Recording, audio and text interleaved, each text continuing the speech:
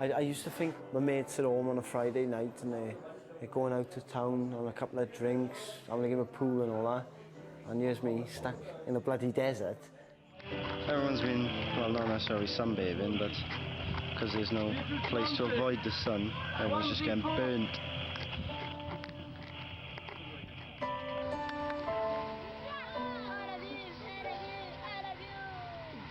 I'm not gutted I joined the army or nothing.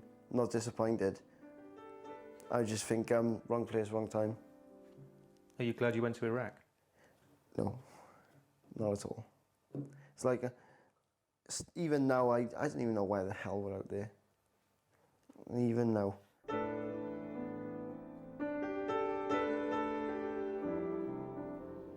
Almost 2 years after leaving Iraq, Samantha's finding it hard to move on.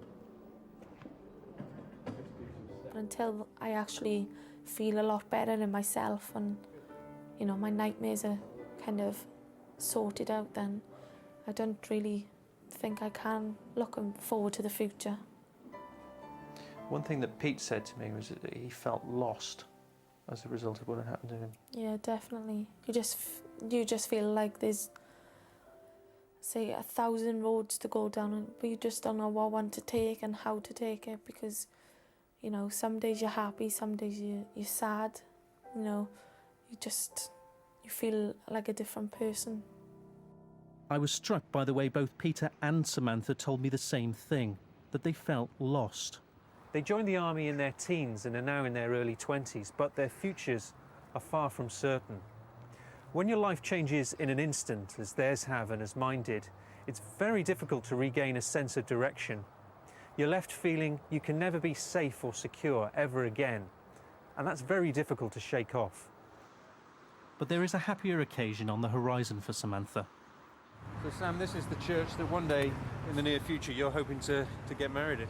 Yes, well, basically my family, my aunties, you know, my uncles and things like that have all been married in this actual church. I've been bridesmaid here, you know, and it means a lot to actually get married in my own country. And, you know, basically I'm moving to Newcastle, so I'd like to get married in South Wales.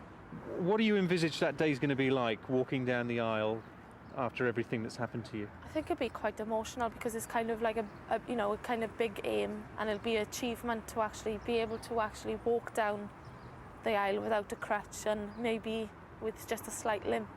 Through their injuries, Peter and Samantha have become friends. They often meet up for a chat and find the conversation, perhaps inevitably, often turns to their time in Iraq. We try to stay off the subject, but it always crops up, you know, when we're talking about certain things. But generally, we don't really talk about it too much, well, as little as possible, really. Why is that, Sam? I don't really know. I think it's just because with Pete, he doesn't actually remember his accident, but I do, so, you know, it just puts us on a downer, really. So if we do talk about Iraq, we talk about the funny parts of it. Is it good to have somebody living nearby who knows what you're going through, knows the difficulties you're facing? Yeah, it actually helps a lot, because, I mean, well, you've been through the same thing, haven't you? This month marks the 5th anniversary of the start of the war in Iraq. For the soldiers who've made it back home, life may no longer be the way it once was. My life has certainly changed since I was injured. But Peter and Samantha are hoping for happier times ahead. I'd love a nice wife and 50 kids or whatever in a couple of years. I could only get better now. The only way is up.